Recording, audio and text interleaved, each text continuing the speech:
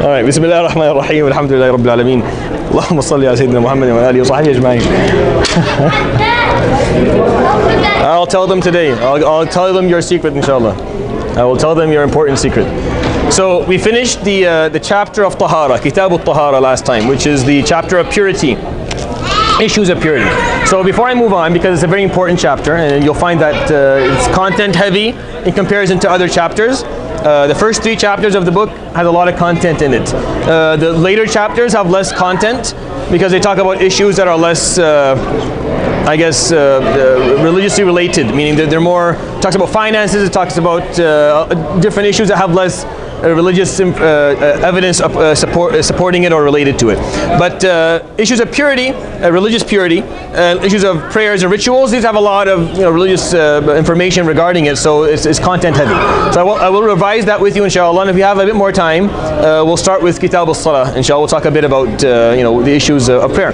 Now, Kitab al-Salah is going to be a bit of a tricky one because I don't want to go into comparative fiqh, but I think I'll have no choice. I think I'll have to go through into a bit of comparative fiqh whether I like it or not, because a lot of you asking, well, I don't pray like that, is this okay, is that okay? So I'll have to go into a certain extent of prayer, which is okay with me. Just try not to get ask too many questions on comparative issues of fiqh and salah, so we don't get too sidetracked from what we're actually trying to study right now, which is an introductory text in fiqh Shafiee. Inshallah, we'll go through all the other madhahib bidnillah ta'ala, and there'll be some clarity, that you'll get clarity as we go along in the different schools of thought. Now, we go back to the beginning of Kitab al-Tahara, so go back to the beginning of Kitab al-Tahara, the chapter of purity. I will read and I'll explain, and we'll put down some information, and if you have anything that's still not clear, I will clarify it. I do, however, before I revise, want to talk about something that I missed last time. A brother reminded me of it that I forgot to talk about. It just kind of, so when we talked about the different types of blood that will leave a woman's body, one of it is called istihada.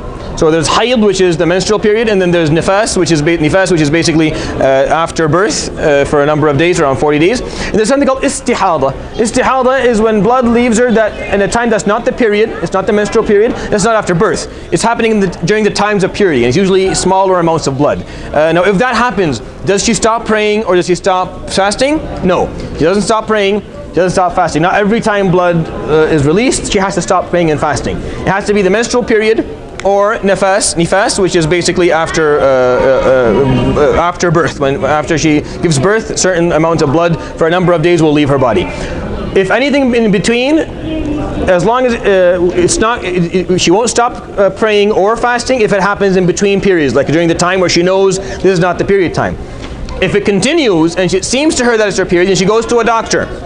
And if her doctor tells her, yes, this is your menstrual period, for some reason it came early this month or something happened, then she stops praying and stops fasting. So but whether she's going to stop praying and fasting or not, or the rulings regarding hayd and nifas are going to apply to her, is very much attached to what the doctor will tell her about the nature of the blood that is leaving her. So, and we have evidence from the Prophet ﷺ being asked by a lady who bled in a time that she usually does not bleed, meaning it's not her menstrual period, and he told her that it's just probably a vessel that popped, and you're losing blood. So pray, continue praying, and continue fasting. So there, anything called istihada, which is the release of blood during time that is not the menstrual period and not after birth, then the lady continues to pray, continues to fast. She only stops if she goes to a physician and the physician tells her that this is your period, or she finds out that her period is early, then she stops. All right. Now we go back to the beginning of Kitab al-Tahara, the book of purity, and we start by yes. What about wearing makeup and doing the wudhu by reading? So the only time this is going to be a problem if she has something on her skin that will cause a barrier to exist between water and skin. That's the only time this will be a problem. So if she has makeup on, it's fine, but when she makes wudhu, she's going to have to wash her face, and that's going to basically ruin everything for her. If she's wearing a type of makeup that actually causes a barrier between skin and water, then no, that doesn't work. You have to make sure that water touches the skin, and that applies for everything. For men and women putting anything on. That's why the Prophet ﷺ would put on kuhl. right? But that's water soluble. So once you put water on it, it's gone. It's not there anymore. And even if it's not water soluble, as long as you just put water on it, and then if it messes up, then that's what it is. I mean, that's the problem with basically putting makeup for a lady who's going to make wudu. That's the biggest problem, is that if she's going to make a lady who prays, she's going to make wudu, it's going to mess everything up. So usually if she does it for a party or for something specific where there's just women, and that's permissible. Like usually it's after Isha or it's after Maghrib, where she holds on to her wudu during the time, which is fine. All right. Starting from the beginning of Kitab al-Tahara, so go back to the beginning of the text. We're going to just revise that first chapter in case you weren't here for any of the the sessions or you missed anything. Inshallah, we'll be able to revise it with you today, and hopefully start a bit of salah, if not next time. So المياه التي يجوز بها التطهير سبع مياه. The different types of water that you can do religious purification with are 7 types of water, as far as the Imam Abu Shuja classified them. He classified them as 7 different types of water that you can purify yourself religiously. You can do wudu or ghusl. Now we know that what you mean by tathir is either do wudu or do ghusl or clean off najasa. So 3 things. Either you're going to do wudu with this water, you're going to have ghusl with this water, or there's najasa, there's impurities somewhere, you want to wash them off. You can't wash off impurities with something that's impure itself, right? That's counterproductive. So you have to use something that's capable of purifying. So 7 types of water, and they are the natural types of water. So ma'u sama, the water that comes from the sky, rain. Wa ma'ul bahri, and the water of the ocean or the sea or the lake. Wa ma'ul nahri, and the water of a river. وَمَاءُ الْبِئْرِ, and the water that comes from wells. وَمَاءُ الْعَيْنِ, and the water that's spring water. وَمَاءُ الثَّلْجِ, and water that is the result of snow melting snow. وَمَاءُ الْبَرَدِ, and hail.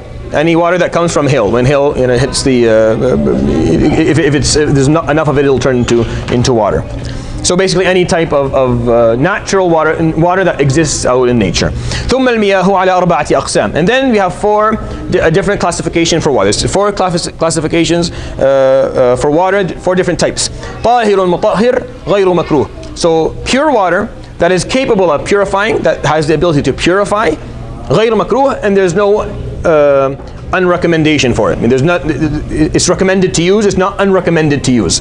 You say, well, why is that there? Because they're going to be, the second type is طاهر مطهر makruh, which is pure, capable of purifying, but is not recommended to be used. So the first type, which is pure, purifying, and there's no lack of recommendation, and you can use it, it's recommended to use. وهو الماء المطلق, and that is just general water, any type of water, just absolute water, anything.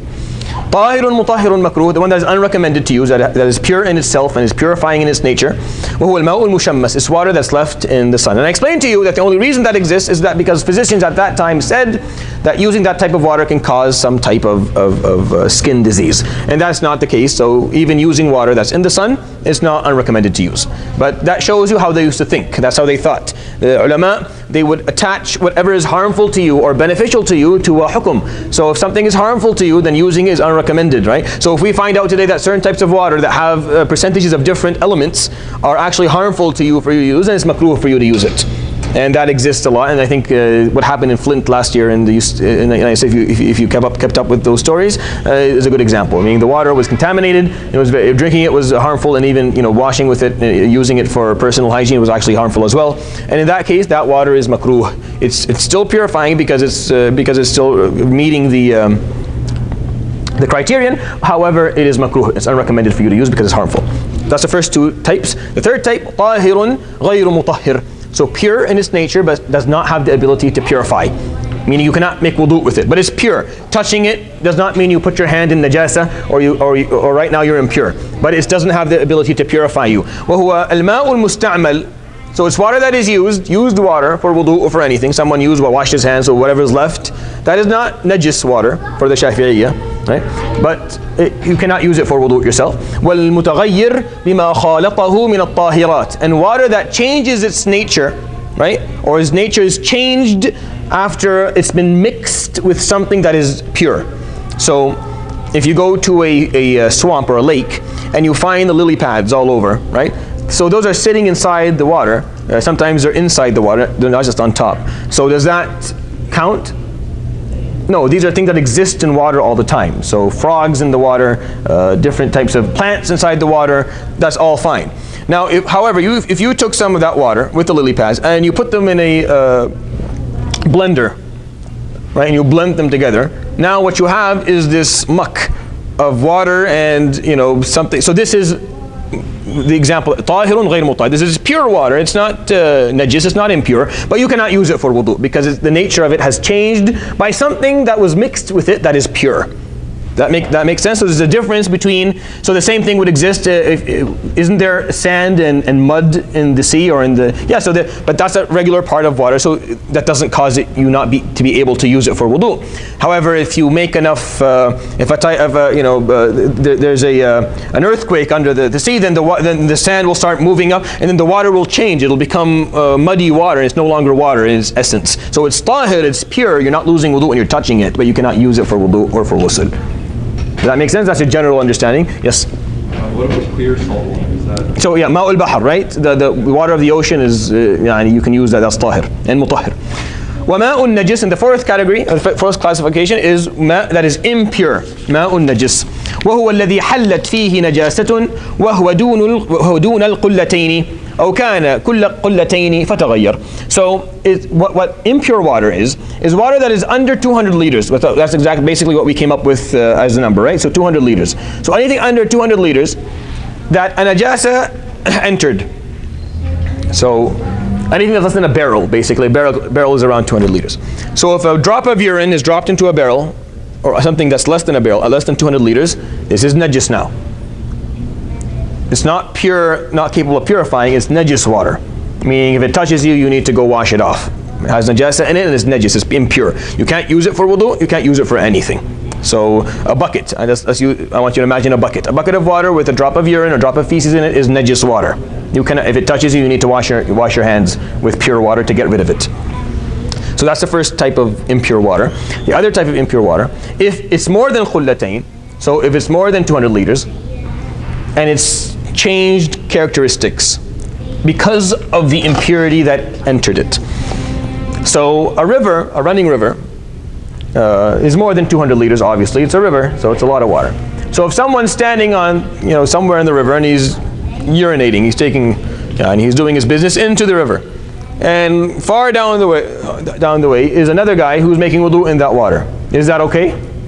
Yes, because unless this guy is making urine, that he's urinating to the point where the water that's arriving to this guy actually is yellow, or smells like urine, or tastes like urine. May Allah never make you taste urine. But the idea is there. Does that make sense? So this is so unless for anything more than 2 liters, it has to change. Either the color has to change, has to be yellow, or the scent has to change, or the nature of the water is going to change. It's going to turn to something different. But if it's more than 200 liters, like the sea, so if you're in the ocean and you want to go to the bathroom and it's a long way back, go ahead. It's the ocean, and then you can make wudu in the ocean right then and there because it's more than 200 liters and you're good. Right. They do have a difference of opinion regarding rivers that are smaller, meaning that the opening is not 200 liters. So the actual amount of water is 200, more than 200, but the amount that's moving, the velocity at the time is less than 200. They have a difference of opinion whether you can use when there's urine coming in it immediately, or you have to wait until it kind of dissolves into the rest of the water. They have a difference of opinion, but that's a general idea. That makes sense? وَالْقُلَّتَانُ 500 رِطْلٍ بغدادي تقريبا في الأصح. And it explains to you how much qullatayn is. It's 500 Baghdadian gallons, which adds up to around 200 liters. So something around that. Inshallah, that's a good number. Faslun, so the next chapter. I'm just revising this with you so it's clear, inshallah, to you at the end, because these are important. You'll find this first text that we're studying will take some time because we'll go through. And then when we study the next text in whatever madhab we choose, you'll find it's the same stuff, almost exactly in the same sequence. It'll become much quicker. All we'll focus on are the differences. See, they say this here, they said that there, and now you have an understanding of how things work and we'll talk about certain evidence, inshallah. وَجُلُودُ الْمَيْتَةِ تَطْهُرُ بِالدِّبَاغ. And the skins of dead animals will become pure with tanning, using the technique of tanning or dibagh.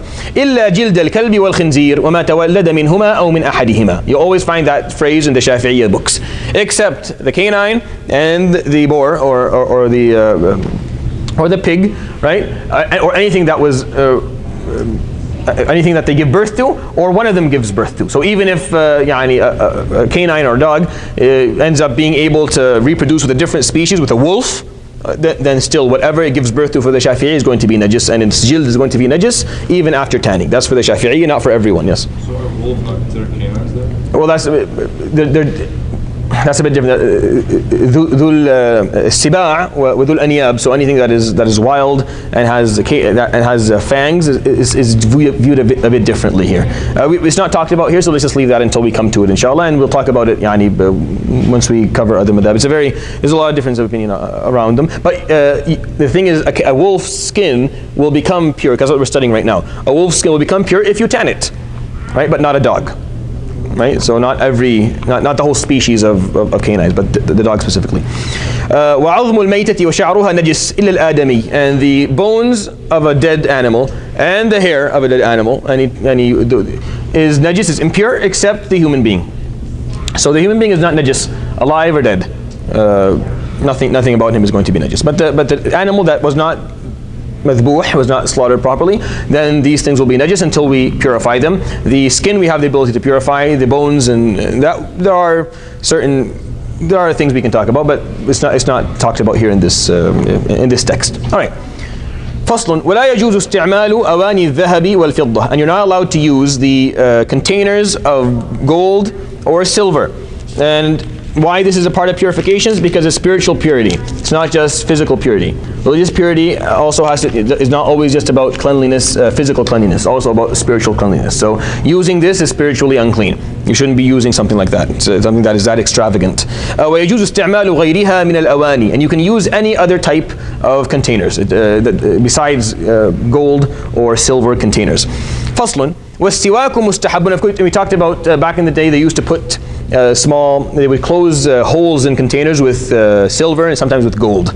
And there's a difference of opinion among scholars whether they can use gold or not. Most scholars are okay, most madhab, if not all of them, are okay with small amounts of silver to close holes. Of course, none of that is applicable today. If there's a hole in your container, you're throwing it out, you're going to buy it, because it's all plastic anyway, and you just get another one. But back in the day, it was hard to come by a good container where you could make food and you could cook. So if there was a hole in it, they would go and find someone to close the hole so they could use it for a longer time.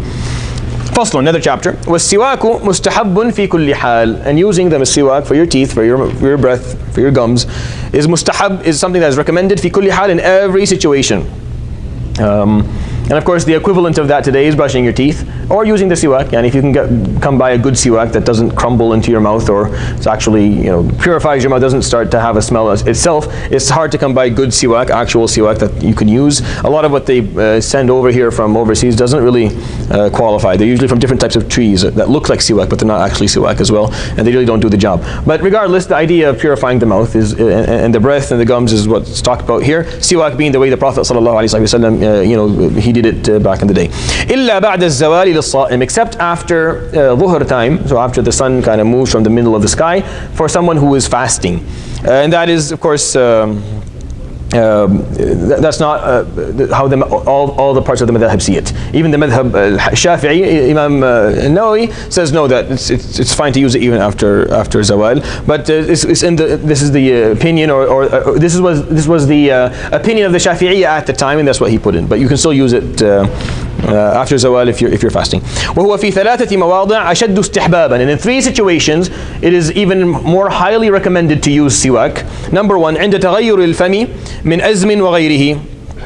When the scent of the mouth changes because of long periods of not speaking. Azm is when you don't speak for a long time. Is when you have your mouth is closed for a long time, or you're just sitting there, or you've just eaten. So something caused the scent of the mouth or the odor of the mouth to change. So that's when you should use siwak. وعند القيام من النوم, when you wake up from sleep, because the same thing applies. You have usually when you're sleeping, either the mouth is closed the whole time or it's open the whole time, which even makes it worse. But regardless, after you get up from sleep, you should do it. وعند القيام إلى الصلاة, and when you go for salah, because you're speaking to Allah subhanahu wa ta'ala. So those are the 3 times where it is the highest recommendation of using siwak exists. Alright, faslun, and after that, وَفُرُوضُ الْوُضُوءِ سِتَّةُ أَشْيَاء. Now this is where we're going to write down a couple of stuff. Everything we've talked about so far is pretty clear, doesn't need any categorization, but now I want to make sure that this is all clear.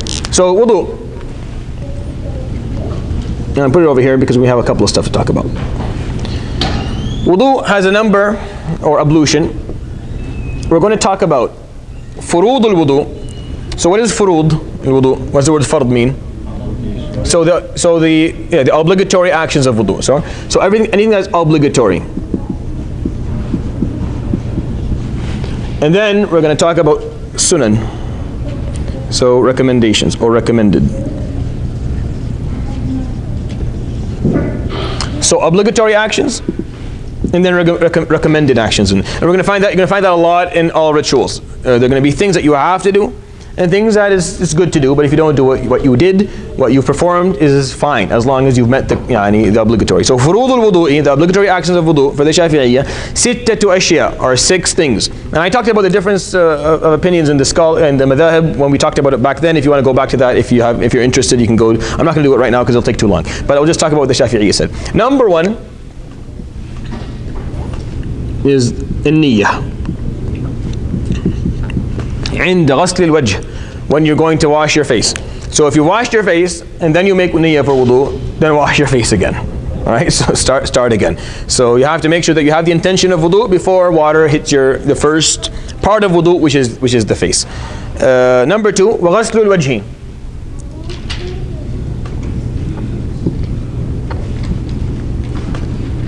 So washing the face. Number 3, وغسل اليدين إلى المرفقين, and when washing the hands or the arms from basically your wrist to your elbow.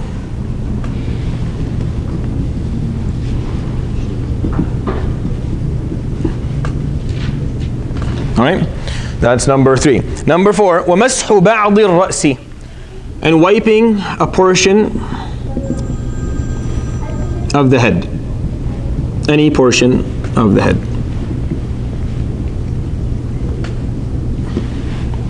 So number 4. Number 5, وغسل الرجلين إلى الكعبين, and washing the feet up to the ankles on both sides. For the 4th point, Yep. I heard there was enough, it suffices if you were wearing a amama or a hijab to sweat over it. But what about a hat, like a regular hat? Well, the thing is, I didn't go into the imama part because obviously there's no point. Yeah. Looking around, I don't see, there's no one here in imama. So because there's a bit of controversy. Yes, go ahead. Yeah, there's that argument that the Prophet, when he used to wear his imamah, it was tightly bound underneath his head. Yeah. So then some of the ulama, they say that if it's difficult to remove it, then you should wipe over it. Yeah. If not, you shouldn't. And likewise for the hijab, if the woman has time, she should take it off. But if she can't, she has 2 options: either to wipe over it or to put her fingers underneath her hijab like this and get it out. Yeah, and there's a lot of difference of opinions on this. It's a very controversial topic. I chose not to get into it because there's not many ladies who are here for that part. They know how to do it for hijab. Most ladies who have hijab know how to do it, and no one here is wearing an imamah. But the concept that Brother Emmanuel brought up is pretty much sums it up. There's a lot of difference of opinions. The hat doesn't apply at all because you can just take it off, and unless you're wearing a helmet and you're in war. Yeah, and I can't think of another example of where this may be applicable as an example, but I can't think anything else. Because even if that, see, this is head. So if you wash your face, like between here and here is just a matter of, so if you have water and you're good. I mean, that for the Shafi'i is fine. If you just get a bit on your head, it doesn't have to be like the whole. Now this is the Sunnah, but you don't. Again, you can still get the fard by just getting your hand anywhere on any part of your head. This is your head. This is your head. This is your head. That makes sense. So I can't imagine an example where it's going to be literally impossible. But the Prophet, since you brought it up, they wore amayim that would basically be up to here, like really at the hairline, and it'd be tight. Like really tight, so accessing the hair would be actually very difficult. So sometimes, some scholars said that was permissible. Anyways, that's number 5. The last one was tartibu ala ma dhakarna, in sequence. For the Shafi'iyya, that's specific to them. Right? So doing it in sequence. For the Shafi'iyya, you have to do it in sequence. You have to start with the intention: face, arms, head, feet. Right? Don't mess it up. For the Shafi'i, that's obligatory. All right. وَسُنَنُهُ عَشْرَةُ أَشْيَاء. So how many things are there obligatory? 6. Memorize that there are 6 things that you have to do obligatorily for wudu. Now, sunan, there are 10. Right? There are a lot of stuff that you can do to improve your wudu, to get more ajr in your wudu, to be more similar to what the Prophet ﷺ did quite often. All right. First at-tasmiyah. You'll find this to be almost so at-tasmiyah, right, in Arabic. At-tasmiyah, which means saying Bismillah ar-Rahman ar-Rahim. Before you do anything, ritual or non-ritual, say Bismillah. It's the sunnah of everything. Number 2, وَغَسْلُ الْكَفَّيْنِ قَبْلَ إِدْخَالِهِمَا الْإِنَاءِ, and washing hands before you put them into the container of water. Now, how many of you make wudu with your hands being put into containers of water? Okay, no one. Everyone just uses the tap, as we all do. So in this case, it's just washing the hands, right? But that back then they would need to, actually do that. But the idea here being that because you're using your hand to wash everything, the sunnah is that you wash it. It's going to get washed by itself because you're going to be using it to wash stuff. So naturally, it's going to get washed by itself without it being a fard of wudu. But back then, before you put it into the container, before you make it, because if it's all dirty and you put it into the container of water, you're going to make that container of water dirty. You could actually turn it from tahir mutahhir, from purifying, into something that's pure but not capable of purifying. If your hand is dirty enough and the water is the amount of water is small enough and little enough. So I think that's why they use this. And number 3, al-madmada. And then we said these are two, right? They always throw me off with the commas. 1, 2, 3, 4, 5, 6, and 7, 8, 9, 10, 11. Okay, no. So I have one thing. So al-madmadatu wal-istinshaq. So what is the words for that? Give me the words for madmada and istinshaq. What are the English words for them? Well, madmada is just like swishing the water. So washing nose and mouth, I guess. Is there gargling? Gargling? It's not really gargling. Is there an English specific word or? Sorry. So we'll say rinsing. They just say rinsing the mouth and the nose. Mouth and nose. Rinsing the mouth and the nose. This is a sunnah of wudu. You should do it. Number 4, وَمَسْحُ جَمِيعِ الرَّأْسِ, and wiping the entirety of the head. Again, it's not washing the head, it's wiping. It's still wiping. Washing the head is not a sunnah of wudu. Right? So like putting your head under the water and showering it's not sunnah of wudu. It's wiping. Keep that in mind, actually, it's important. So wiping the entire head is sunnah. Wiping just a portion of it is obligatory. It's what you actually need for wudu to work. Number 5, وَمَسْحُ الْأُذُنَيْنِ ظَاهِرِهِمَا وَبَاطِنِهِمَا بِمَاءٍ جَدِيدٍ, and then wiping the ears inside and outside with using new water. Meaning after you finish wiping your head, the sunnah is that you go back, you put your hand under the water again, under the tap again, you wash them off, and then you use that water to inside and out. So the index finger is used for the inner part of the ear, and the thumb is used for the outer part of the ear, and you go back 3 times. Yeah. All the madhabs or different? No, for all the madhabs. Yeah, it's sunnah in all of them to use water. As far as I can remember, I don't remember any of them taking that out. Bima'in jadid, with new water, there's a difference of opinion, but the actual. Oh yeah, the new water. Yeah, but actual thing is it's universal. All right, so wiping ears inside and out. All right. So number 6, وَتَخْلِيلُ اللِّحْيَةِ الْكَثَّةِ, and then rinsing out your thick beard.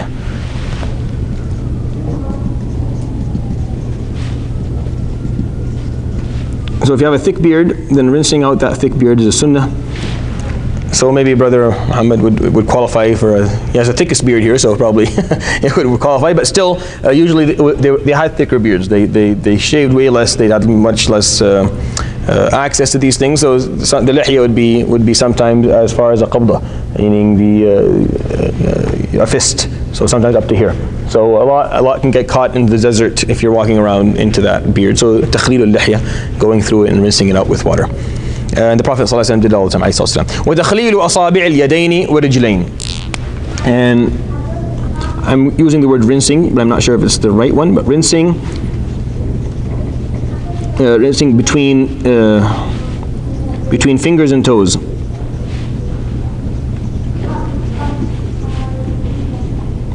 So between your fingers and your toes, right? the thick beard reaching the skin under the beard? No, you don't have to reach every piece of skin under the beard. No, because it's impossible anyways to do it. It's just the part that's apparent from the face is what you need. The sunnah as far as for the fingers is between the fingers, and even these wrinkles that are here, if they're very thick, and so making sure that that's all clean, and between the toes as well. All right, after that, وَتَقْدِيمُ الْيُمْنَى عَلَى الْيُسْرَى, and right before left. In everything that you do. وَالطَّهَارَةُ ثَلَاث. Of course, there's certain things you can't do because you don't have a right, you only have one head. So, but besides that, whatever there's right and left, then right before left. وَالطَّهَارَةُ ثَلَاثًا ثَلَاثًا. And then 3 times each. For everything, try and do 3 times. And the last one, وَالْمُوَالَاتُ.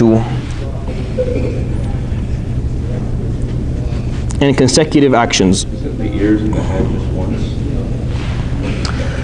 So the ears and the heads, the ears 3 times, and the head, the sunnah is also to go back 3 times. So once, twice, and then 3 times. So everything 3 as you go along. For the Shafi'iyya, that's the sunnah for them. So these are the 10 sunnah, 10 recommended actions that will do. Wrapping the neck. So it's not a part of it at all. No, but you can, of course, you can do that as an additional part, not necessarily attached to wudu, if you find that your neck is filthy. Yeah. If we eat 3 times, like what, the head, should we take water or? No, one with the same water is enough. Yeah. So these are the 10 sunnah of wudu. These are 10 recommended actions of wudu, and those were the 6 obligatory actions for the Shafi'iyya. These are for the Shafi'iyya. We talked about, when we went through them in more detail at the beginning, I kind of talked about the different opinions and the different madhab regarding a number of these topics. But if you learn it for this, inshallah, next when we study another matn in a different madhab, we'll see the differences. But these are the 16 topics for wudu. 6 are obligatory and 10 are sunnah. What you should do is you should differentiate between them. You should know what the differences are. You should know the 6 definitely by heart. You should know these 6, never forget them. And then add to them the sunnah. So when you have the time and you have the luxury of the water, and then do all 10, do everything for wudu. And if not, and if it's you're not at home, or there's not enough water, or it's not, then you can just stick to the 6, and your wudu is fine, and it's met the criterion. Okay. فصل. والاستنجاء واجب من البول والغائط. And then cleaning your private parts from both the traces of after urinating or after defecating is wajib. This is wajib regardless of whether you pray or you don't pray, or you're praying or you're not praying. So example being that if a lady it's a time of month where she's not praying, does she still have to do this? Yes, it's wajib. It's a wajib. It's not attached to a ritual. It's not attached to an actual act of prayer. Because in our minds, when we say wudu, why are you making wudu? And it's for salah, right? If there wasn't salah, then you wouldn't make wudu very often. Like there wouldn't be any. Why would you make wudu? Like maybe if you want to stay pure, but you wouldn't do it as often. It's salah. But when it comes to cleaning the private parts with water, or with we'll talk about that with different with what you can use, is wajib after defecating or urinating, regardless whether you're going to pray or not. What afdalu? And yes, go ahead. Can you clarify what wajib means? Wajib means it's obligatory. So not doing it means you will that there is a uquba, meaning that there's punishment, there's a sin, and doing it there's ajr, you'll be rewarded. So when you hear the word wajib, at least for this text that we're studying, which is a Shafi'i text, when we study Hanafi, we'll have to differentiate between fard and wajib because they have different meanings for them. But for the Jumhur, the Shafi'iyya, Malikiyya, and Hanabila, the word wajib and the word fard are synonymous. They are exactly the same meaning. There's no difference for them. And it means, when I say the word wajib, means which is like this is wajib, this is furud. They called it furud al-wudu, right? But if you said wajibat al-wudu, be the same thing. Here is sunan al-wudu. If you said mustahabbat al-wudu, same thing. Right? So these are words that are very much the same. There's no difference whatsoever between them. Or actually, Also, mandubat. If we're going down that road, then let's just mandubat. So mustahabbat, mandubat, sunan, all the same thing. They mean exactly the same thing for the jumhur. Certain scholars have differentiations. When we come to them, we'll talk about them, inshallah. Will there be maybe a lecture on the punishments, or that's not really necessary? Like the punishment if you don't do these wajibat? Well, not everything has a clear attached punishment to it, meaning described one. Right? So the general punishment, waliyadu billah, Allah subhanahu wa ta'ala salamah, may Allah preserve inshallah everyone. The general punishment is Jahannam, right? So everything that you don't do and you don't perform tawbah and Allah subhanahu wa ta'ala does not forgive for you and you don't have anything to make up for it, it's a long list of ifs, then that's the punishment. But some things have very clear described punishment, that's a specific one, and some of them don't. And there are, for wudu and salah there are, but there's really no need right now to go into the detail, inshallah. Of that maybe because it's not a part of fiqh, it's more a part of tazkiyah or a part of I guess of self-improvement or self-building, right? But fiqh, then we just understand what's wajib, meaning if you do it, you're rewarded. If you don't do it, there's punishment attached. It's a sin. It's considered a sin. Here, what does this mean? What does sunnah mean? In contrast to what I just said. So this means if you do it, you're rewarded. If you don't do it, it's considered a sin. What does this mean? Go ahead. It's not considered a sin, but if you do it, you still get rewarded. So if you do it, you get rewarded. You don't do it, so you don't do it, then you're not going to get punished, right? And then makruh, on the other side of the ropes, is the opposite. If you don't do it, then you get rewarded. And if you do it, there's no sin attached to it. Haram, if you do it, you're punished, and if you don't do it, you're rewarded. Can you think about that? Even though this is nothing to do with what we're talking about, but think about that. Every haram you don't do, you're rewarded for it. Imagine how many harams you haven't done. So that's only every day. You get the opportunity to not do it. Like you have no opportunity to do haram? No. Like for a specific thing, like for example, there's an opportunity to do every type of haram every moment of the day living here in this time and in this place. There's every moment of the day you have an opportunity to do different types of haram. The fact that you're not doing it, Allah subhanahu wa ta'ala adds reward to it. So think about that. That's a positive note for everyone to kind of to carry inshallah in their hearts. That Allah subhanahu wa ta'ala reward you for the fact that you're not doing haram right now. Like even if you're sitting around doing nothing but you're not doing haram, there's reward there. Right? There's a reward for not doing haram. All right. Anyways, so that's just to kind of to make sure that these things are clear. So it's wajib to cleanse yourself from any type of najasa, specifically bawl and gha'it, specifically urine and feces. It's wajib. والأفضل أن يستنجي بالأحجار ثم يتبعها بالماء. And the best thing, this is of course in the opinion of Abu Shuja al-Asfahani back in 500 Hijri. Around 900 years ago, so in the 11th or 12th Gregorian century, back then, in his understanding, the best way to do it is to use hajar, is to use rocks, and then water after that. Of course, today it's not. Water is the actually main focus of it all, because water was hard to come by back then, and using only water meant you were just very extravagant. You were just you have a very you can afford to just only use water because it takes a lot of water to get rid of everything on it, to actually clean things up. But what we will learn from all of this is that using only rocks is still acceptable, and that you can draw a parallel to using tissue paper, and we'll talk about that in a second. ويجوز, and it's acceptable, أن يقتصر على الماء أو على ثلاثة أحجار ينقي بهن المحل. And it's acceptable, it's permissible for a person to only use water, or to use only 3 rocks to clean the area. All right. So it's acceptable to use only water, which is basically what we do, right? And it's acceptable to use 3 rocks, which drawing a parallel to modern days, 3 wipes or 3 grabbing of 3 tissues, or 3 portions of tissues is acceptable. So if you're in a outside of the house and you're like me, you're used to the Arabic or the Middle Eastern hammamat, there's always water, and you always have the little thing you can fill it up and you can clean yourself, and to you it's against your mind to go to a public bathroom because there's it's not there, and you're thinking about how do I get I need to go buy a water bottle or something, or you start thinking down those lines, or buy a Pepsi, and you may use a Pepsi, but that doesn't work, so you have to empty it or drink it and then use water in it. Then to use 3 wipes of tissues is fine. religiously speaking, you're fine. You don't have to do anything else, right? I know that culturally and personally, you feel dirty. You just don't feel clean because it's just a matter of habit. But religiously speaking, using 3 rocks or what would be equivalent 3 wipes of tissues would do the job as well. All right. Yes. Is that only out of necessity? No. So this is permissibility for the Shafi'iyya with no necessity involved at all. And this is actually universal amongst the madhahib. The reason being that back then, it was very hard to come by a lot of, using only water meant you were a bit extravagant. So they would start with rocks and they would use a small amount of water because water was hard to come by. So you need it for drinking. You don't need it to wipe your, so they use rocks first. But today is a much different thing. So using water is more than enough, right? But you can also use just 3 rocks or just 3 tissues. And now, to make that clear, the Imam explains, فَإِذَا أَرَادَ الْاقْتِصَارِ. If you've made the decision that you're only going to use one of them, right? You're not going to use both, like he said. على أحدهما, on just one of them. فَالْمَاءُ أَفْضَلُ, then water is better. Then you use just water, and that's better. And that's why today we just use water, right? But I'm telling you, this is just in case because this happens a lot. Sometimes you're outside and you have to go, and it's a public bathroom. So just use 3 wipes and you're good, inshallah. Then when you go home, enjoy the water and do what you need to do, inshallah. All right, we move on. وَيَجْتَنِبُ اسْتِقْبَالَ الْقِبْلَةِ وَاسْتِدْبَارَهَا فِي الصَّحْرَاءِ. And you do not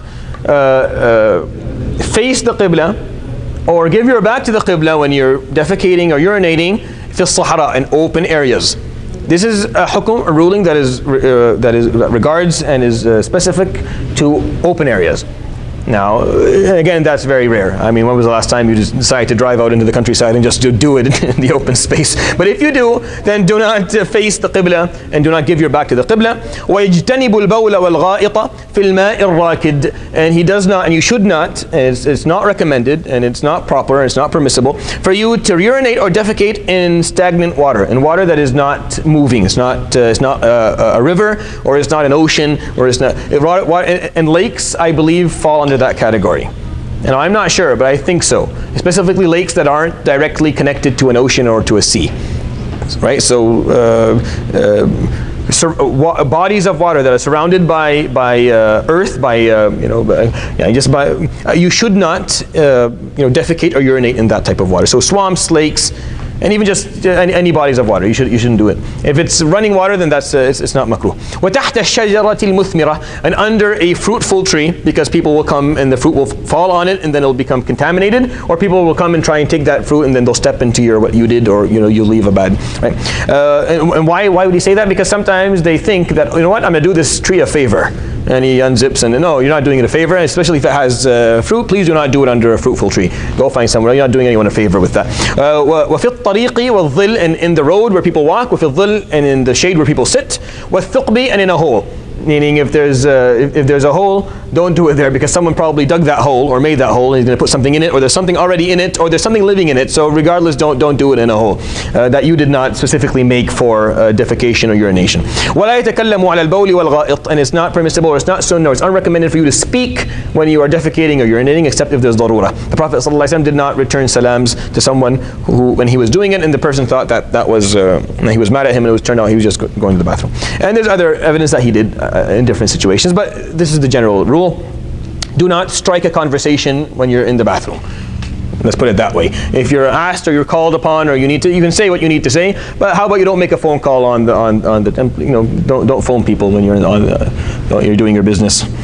وَلَا يَسْتَقْبِلُ الشَّمْسَ وَلَا الْقَمَرَ وَلَا يَسْتَدْبِرُهُمَا, and do not face the moon or the sun or give your back to it.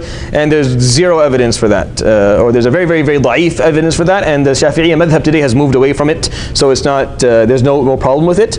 It's just it was a matter of respect. So if you're in again, this is an open area, so if you're in an open area, then you shouldn't have the sun or the moon to your face or to the back. It's just a matter of respecting that. But again, there's no evidence to support that.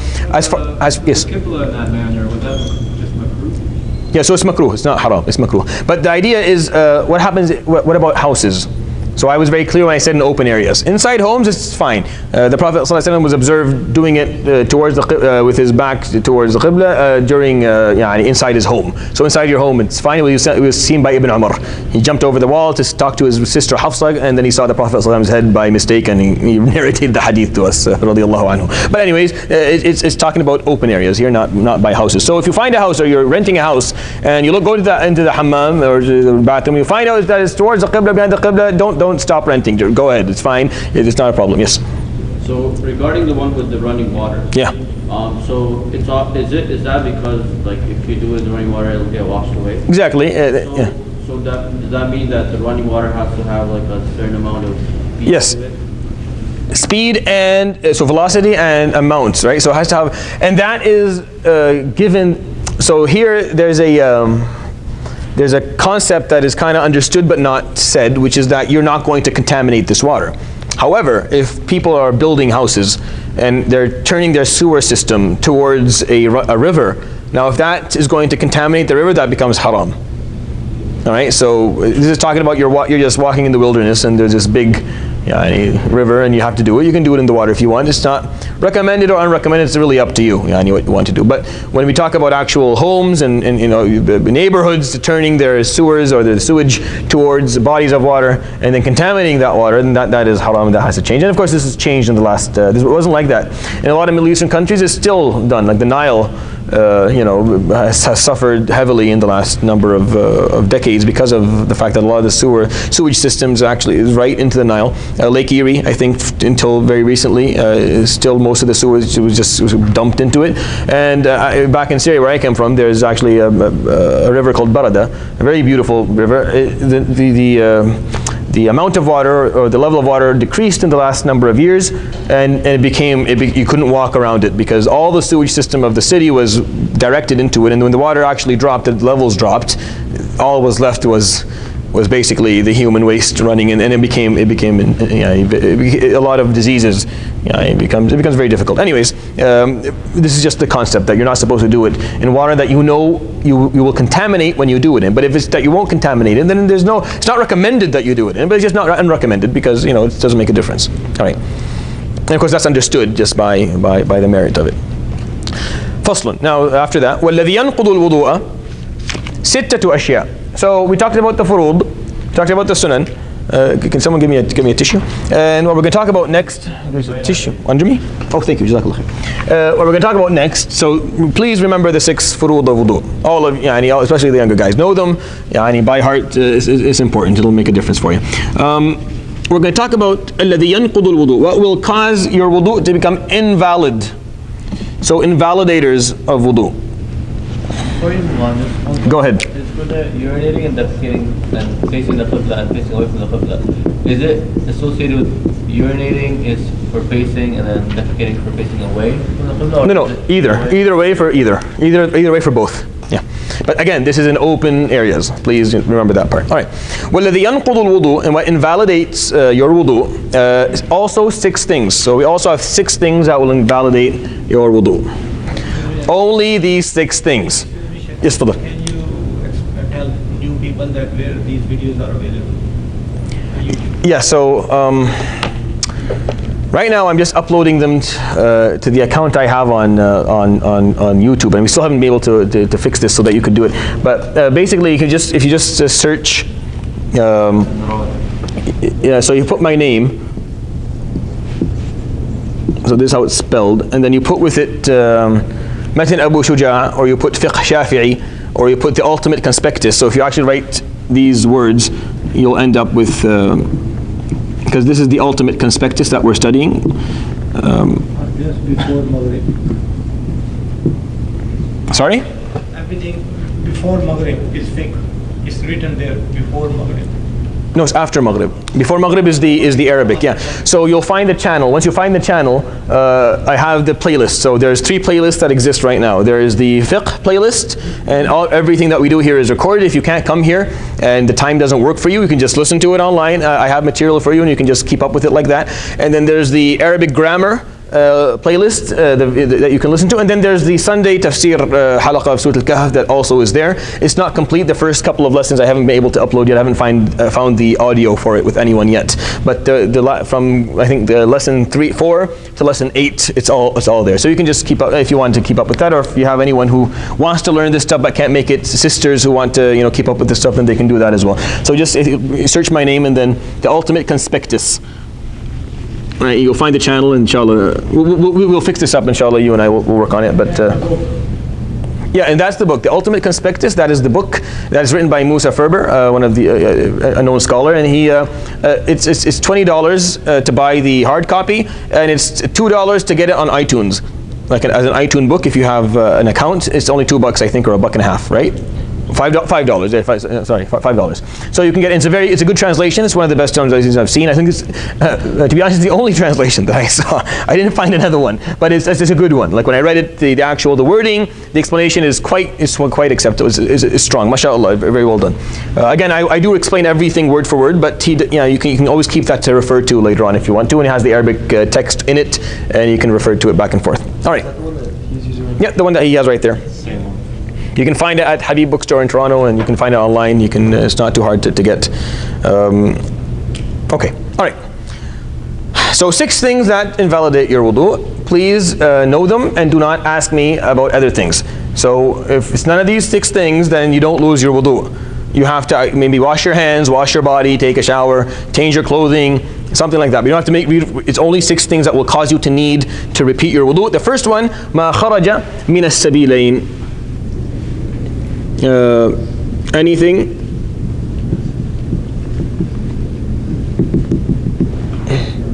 exiting the 2 exits. I'm going to put it like that just for the sake of not becoming graphic. So any of the 2 exits that you have, either frontal or posterior, anything that leaves it will cause you to lose your wudu. Okay, that's number 1. Number 2, النوم على غير هيئة المتمكن. So sleep that where you're not sleeping sitting like him. See, if he falls asleep right now, he can wake up and pray, because that's called hiyatil mutamakkin. You're sitting down, the posterior exit is well stationed on the ground. So the only thing that will happen during wudu, of course, unless you let go the other, but it is gas, right? So that's the only thing that will cause you to lose your wudu during sleep for most people. But so sitting there, because the way he's seated, he probably will not leak anything. So when he wakes up, he can pray right away if he wants. So and he can repeat his wudu again if he wants to as well. But sleep ala ghayri hiyatil mutamakkin, that's not like that, not sitting like that, which is of course, when was the last time you slept like that? Usually, you sleep normal. But if you sleep like that, then you can get up and pray immediately. But sleep will cause you to lose your wudu. Number 3, وَزَوَالُ الْعَقْلِ بِسُكْرٍ أَوْ مَرَضٍ. The loss of sanity, whether through intoxication or illness. Right? So the loss of sanity, whether through intoxication or illness, meaning even regarding, let's say if you're an epileptic or you had syncope or anything. So losing sanity, or the loss of sanity, the loss of consciousness. So you could say consciousness here. I don't know how to spell consciousness, which is very, it's pathetic, but I don't know how to do it. So loss of consciousness or sanity. We'll just wait, inshallah, for the adhan, and then we'll continue.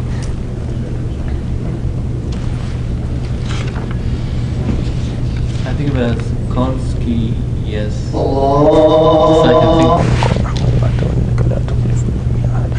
So yes. Tomorrow. Sorry. What about the halqas? So tomorrow we're not on tomorrow. I'm not here tomorrow. I'm not here Saturday either. I'm here inshallah Sunday, but I'm not here Saturday. So I'm not here tomorrow for the Arabic halaqah, for the grammar halaqah, or the Arabic halaqah after Maghrib. And I'm not here for the Sirah halaqah on Saturday either. But I'll be here inshallah on Sunday for the English tafsir halaqah. Okay. So the 6 things that will cause you to invalidate your wudu, please know them very well, because nothing else invalidates your wudu. Nothing else. Anything exiting the anterior or posterior exits, sleep, as long as you're not sleeping seated properly. The loss of consciousness or sanity, whether intoxication or illness, directly touching a female who is not mahram, meaning not your mother, sister, daughter, grandmother, aunt, right? Anyone who's not mahram, meaning very related to them, you can't marry. In Shafi'iyya, you lose your wudu, but that's for Shafi'i. That's why I have a little question mark, but that's specific for Shafi'i. Not everyone agrees to that, all right? So if you If you are a Hanafi, then that will be, or a Hanbali, then you'll find it different. Yes. But you have to touch them, or what if they touch you? The same thing, doesn't make a difference. Yeah, here it does make a difference. Touching the genitals with the palm of the hand. All right, so touching genitals will also cause you to lose wudu, but that is also specific for Shafi'iyya. Not everyone agrees to that either. And these are the two ones.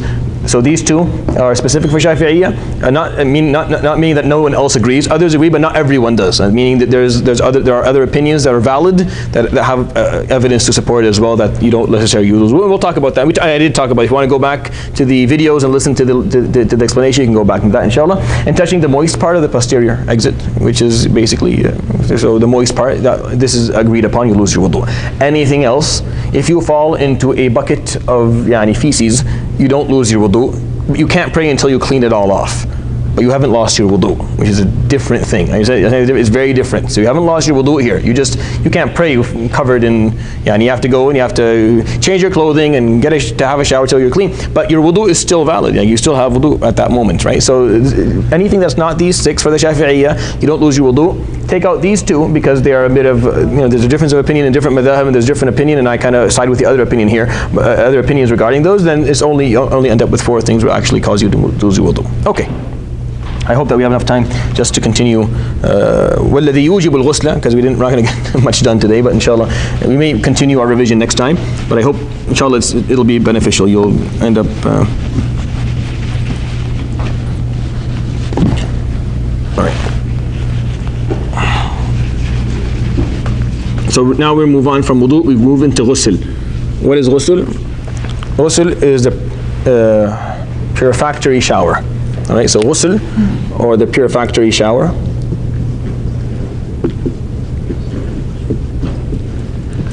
Ghusl. وَالَّذِي يُوجِبُ الْغُسْلِ, and what causes you to have ghusl, meaning it's wajib that you have ghusl, are six things. Three that are common between both men and women, and three that are specific to women. So mujibat al-ghusl, so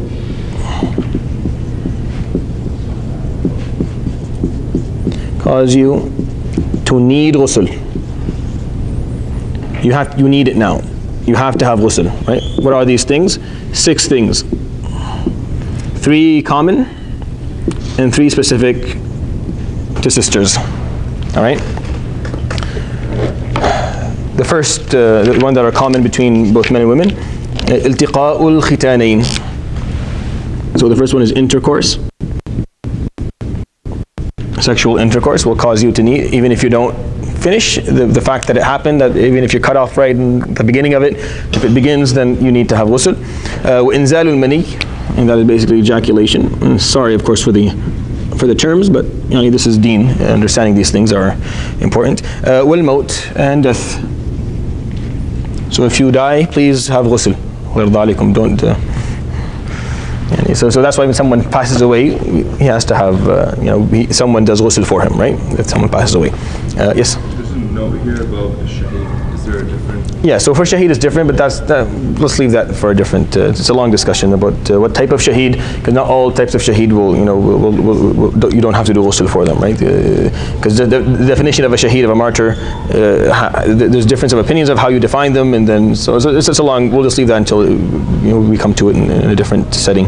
وثلاثة تختص بها النساء, and three that are specific to women, وهي الحيض والنفاس والولادة.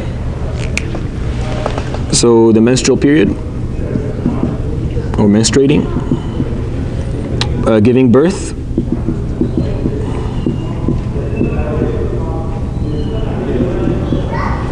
and the afterbirth bleeding period.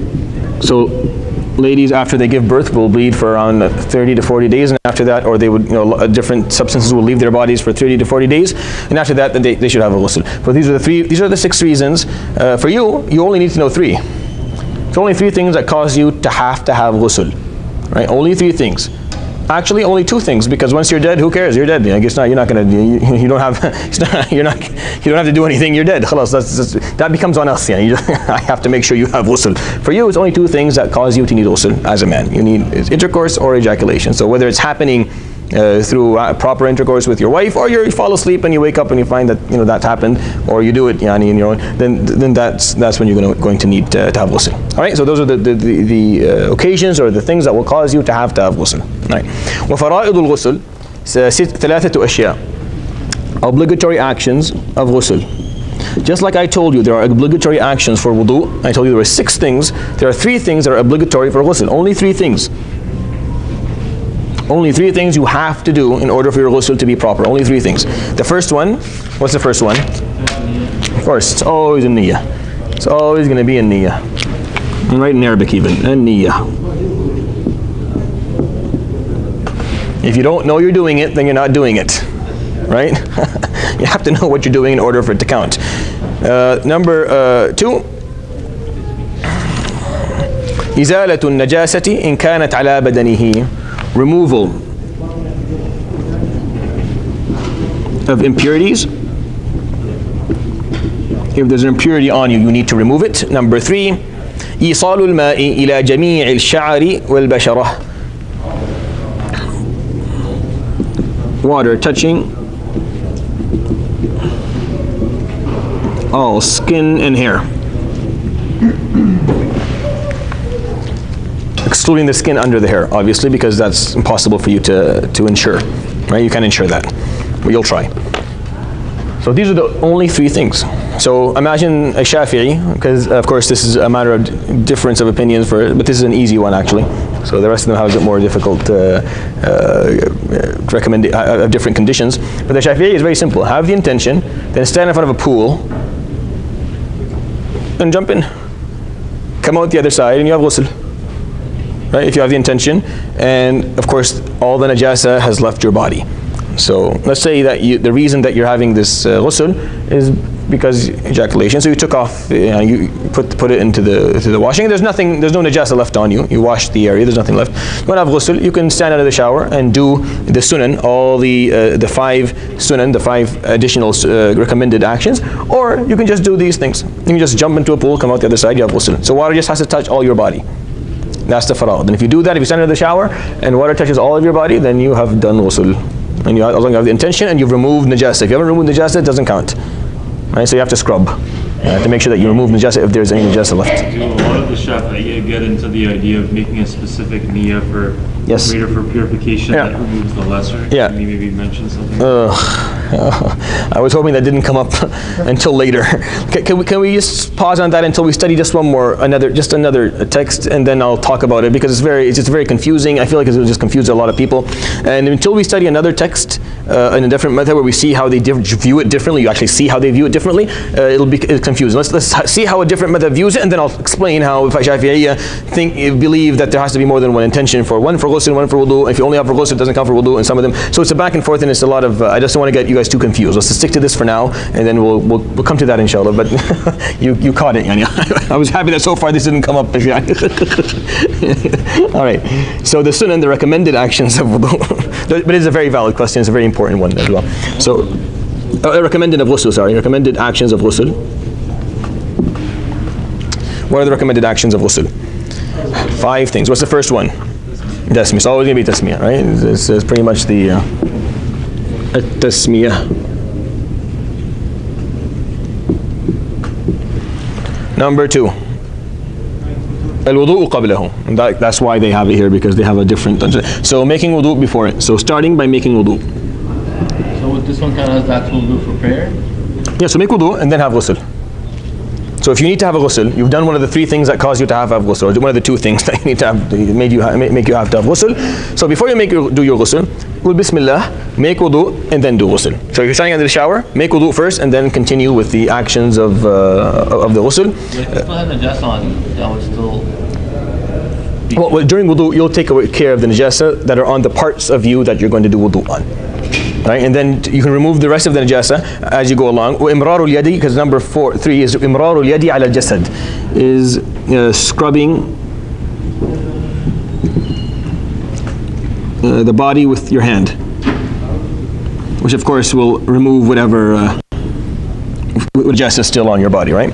Wal muwalatu, consecutive. actions, do it consecutively.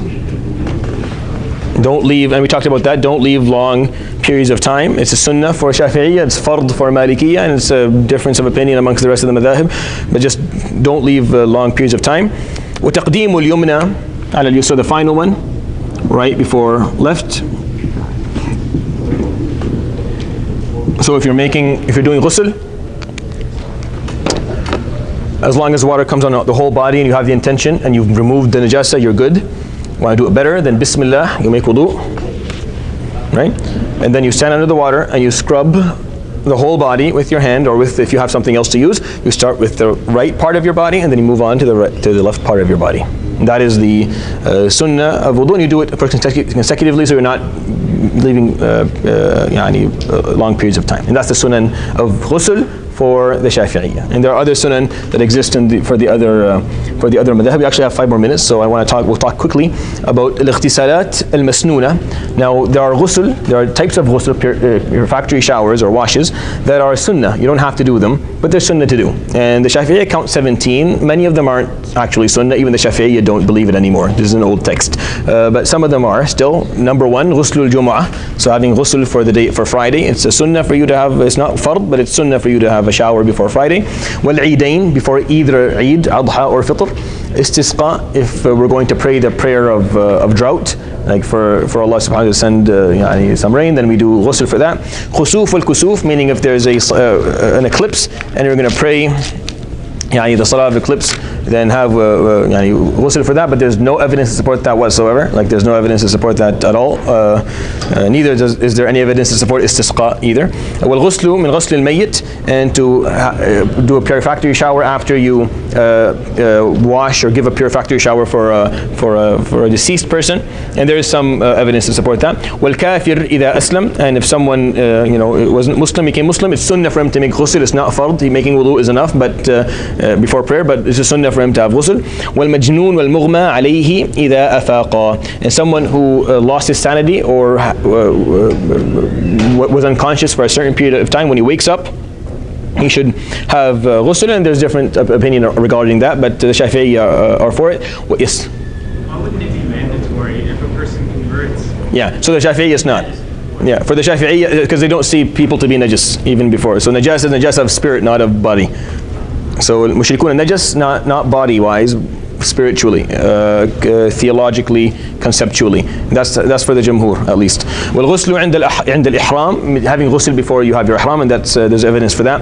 وَلِدُخُولِ Mecca, and to enter Mecca. The Prophet ﷺ was seen to do that. We're not sure why, but they think it's just because he entered Mecca. وَلِلْوُقُوفِ بِعَرَفَةِ, and there's some evidence, but it's not very strong, that if before you stand in Arafah to have ghusl. وَلِلْمَبِيتِ مُزْدَلِفَةِ, and there's no evidence for that at all. It's not a part of the madhab anymore, meaning when you sleep in Muzdalifah to have ghusl before that. وَلِرَمْيِ الْجِمَارِ الثَّلَاث, and to throw the jamarat alayhi salam, there's no evidence for that. وَلِلْطَوَافِ, and before tawaf, and there's no evidence for that either.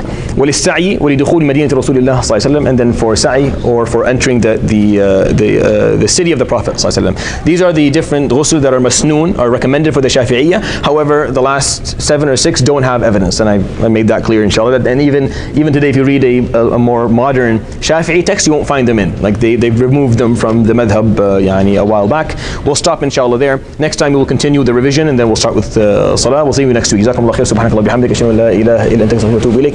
وصلى الله على سيدنا محمد وعلى آله وصحبه أجمعين. جزاكم الله خير.